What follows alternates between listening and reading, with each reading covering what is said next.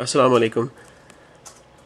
Doctor इसरार अहमद के बकवास के जवाब में जो पहले 4 आंसर दिए गए, पार्ट 1, पार्ट 2, पार्ट 3 और पार्ट 4 में, उन आंसर्स में ये बताने की कोशिश की गई कि पहले 2 पार्ट में कि उसी किताब में हज़रत अली इब्न अबी तालिब अलैहिस्सलाम के फ़ज़ाइल किस अंदाज से मौजूद हैं, जो कि वो कभी हमने किसी आलिम को बयान करते हुए, इनके किसी मौलवी को बयान करते हुए नहीं सुने।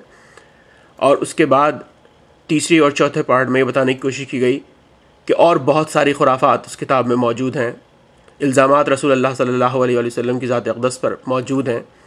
लेकिन क्या अगर वो तमाम बातें जो इसरार अहमद ने बकवास की हैं, तो अगर वो बातें भी सही हैं तो क्या ये बातें भी सही हैं? आप तक सिर्फ़ एक सवाल पहुंचाना था, फ़ैसला करना आप तमाम लोगों की ख़ुद ज़िम्मेदारी है। अब इस 5वें आंसर में हम ये बयान करने की कोशिश कर रहे हैं कि इन्हीं सियासत्ता की किताबों से, अभी मैं आपके सामने पेश कर रहा हूँ सनन अबू दाऊद शरीफ, ये सियासत्ता की 6 किताबों में से एक मुस्तनद तरीन किताब एक और अब ये बयान करने की कोशिश की जा रही है कि वो आयत कि जिसमें अल्लाह ताला फरमाता है कि नमाज की हालत में शराब की नशे की हालत में नमाज के करीब मत जाओ, वो असल में किस वजह से नाजिल हुई। आइए देखते हैं। अबू दाऊद शरीफ, ये मेरे पास जिल्द नंबर 100 है अबू दाऊद शरीफ की। मैं इसको खोलता हूँ।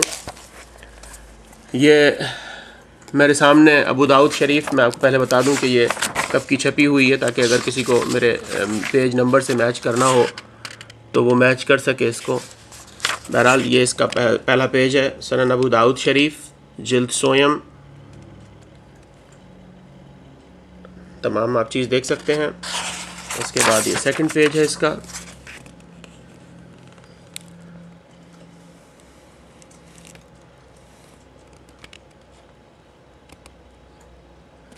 अब आइए इस पर चलते हैं। इसका सफ़ा नंबर 120 है और नशे की हर चीज़ हराम है। ये इस बारे में इसका बाब का नाम है किताबुल शराबा और शराब की हुर्मत। आइए देखते हैं इसमें क्या लिखा है। हदीस नंबर है 272। मैं किताब को दोबारा से खोलता हूँ ताकि कोई कैमरा ट्रिक ना मालूम चले इसमें कि यहाँ पर कुछ यूज़ हो गया इस तरह की बात। अबू दाऊद शरीफ, ये किताब खुल रही है। हदीस नंबर 272, 120 सफ़ा नंबर, अबू दाऊद शरीफ। हदीस नंबर 272।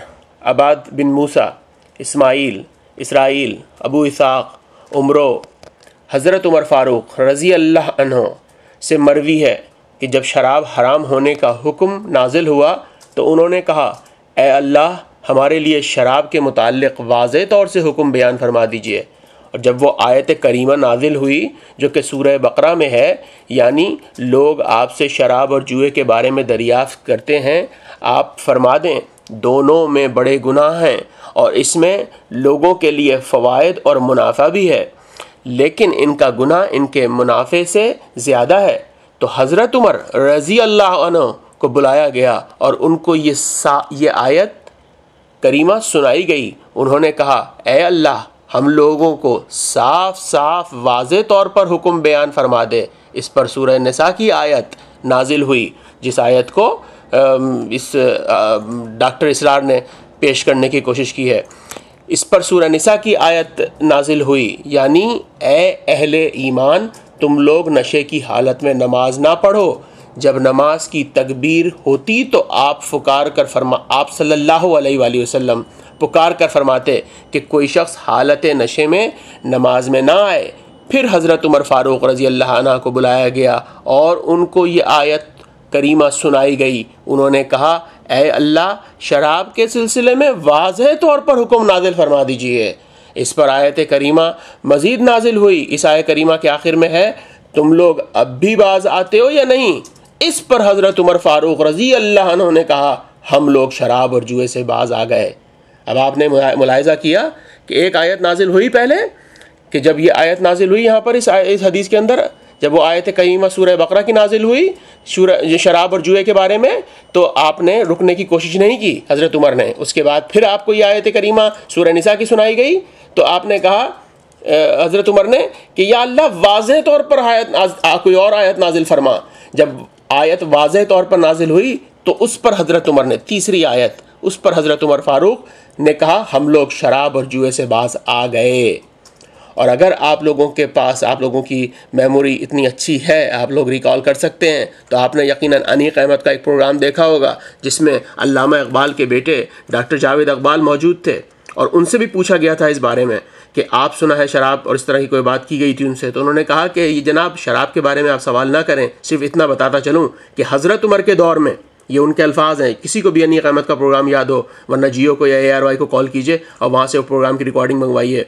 अनीक अहमद के प्रोग्राम में उन्होंने जवाब दिया, कहने लगे हज़रत उमर के दौर में शराब के बारे में सिर्फ एक कानून था और वो ये था कि हज़रत उमर के सामने जब किसी शराबी को लाया जाता था तो वो 2 किस्म की चादरें लटका दिया करते थे, एक वाइट और एक ऑफ वाइट। अगर शराबी उस चादर के कलर को पहचान लेता कि कौन सी वाइट है, कौन सी सफ़ेद है, कौन सी ऑफ वाइट है, तो उस पर हद जारी नहीं होती थी। लेकिन अगर वो ये नहीं पहचान पाता था कि कौन सी वाइट है और कौन सी ऑफ वाइट, तो उस पर हद जारी होती थी। यानी हज़रत उमर के दौर में शराब पर पाबंदी नहीं थी, लेकिन नशे में होने पर पाबंदी थी। बहरहाल ये मेरा अपना मसला नहीं है, मुझे किताब से जो पेश करना था वो मैंने किताब से पेश कर दिया, और ज़मीनन मैंने आपको सिर्फ बताया कि डॉक्टर अल्लामा इकबाल के बेटे जो जावेद इकबाल हैं उन्होंने क्या फरमाया है टीवी पर अनीक अहमद के प्रोग्राम में। और किसी मौलवी मुल्ला ने इस बारे में कोई एक लफ्ज़ भी नहीं कहा कि डॉक्टर जावेद इकबाल जो हैं वो गलत कह कर गए हैं। अब मैं आपको एक और सियासत की किताब का हवाला देता हूँ।